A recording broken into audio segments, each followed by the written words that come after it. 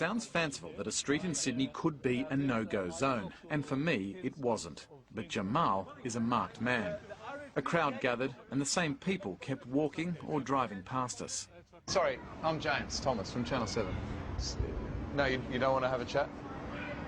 Okay. Stares soon became argument. From last August, you were threatening me. You could not. I don't even know you. You could not. You're a group of people. You're a group like this. Like all of you. You tried. You cannot stop. But you can do. You cannot silence me. You cannot silence me. We are in a democracy. This is democracy. If you don't believe in democracy, go back to Saudi Arabia. We don't want you here. Jamal accuses these people of being Wahhabis, extreme Sunni Islamists that he says have been threatening him for months because he is a supporter of the Assad regime. Before long, and you can see, more onlookers are recruited. And then argument turns to insult. Do you want us to leave? Look, you are fine. As you said, it's a free country. You can say whatever you want. That's the reason why we're here as well. It's a free country, as you said. Well, I think what I don't want is for it to get out of control. So if you want us to leave, you just let me know, because we don't want a situation where it all goes pear-shaped. So you let me know if it's going to... He is calling me a terrorist? These two are clearly not getting along too well. No, he's calling me a terrorist. You two are people. We decide to leave anyway. We didn't get far. Before we know it, we're hemmed in, and the temperature is at boiling point. Hey, he pushed me. You're standing in front of me. No, you pushed me. You're standing in front of me. Why? He just pushed me, man. Hey, that's bad, man. Okay, we're going to go. Bad. He pushed me. All right, well, let's go. Why you push me for? Why you push me for? Huh? Why you push me for? I think we should take him out. Why you push me for? Yeah, why you push me for? Excuse me, sir. We'll go. He pushed me, man. I know. All right? I will get the phone. Shut your mouth. You pushed me. You pushed me. Okay, we're going to go now. Didn't you push me? Can you? Yeah, we're going to go. So can you calm it down? Yeah, اسمع عليك من شاي مطع اذا بتفتح لي هلو بوليس بوليس اسمع عليك اخو شاي مطع We're going. What? Come on, we're going to go. What? You spit on me, you dog, Just go. We're going. You spit on me. We're going, sir. I don't care, bro. You spit on me. This one, under arrest, him? Yeah, under arrest for intimidation.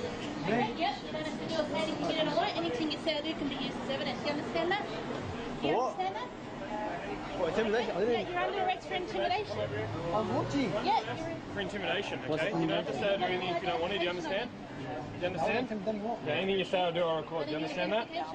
That's no excuse. There's no excuse to commit any... Some religious warriors do have a knack for getting around. Take our Bankstown brawler. Here he is again, a main player in the Hyde Park riots. And it's not the first time this man has had a brush with the police. He can also be found centre stage at the riots. They should understand that this is part of Australia. If they don't like this country, they should go to Afghanistan, Saudi Arabia, wherever. But here, Australia, this is democracy. You can't intimidate people in the middle of the day. You can't punch people in the middle of the day. You can't... The violence and the intimidation that Jamal has been subjected to has nothing to do with criminal opportunism and everything to do with deep-seated religious hate stemming from the war in Syria. To prove it, he provided us a copy of a harrowing phone call he received last year.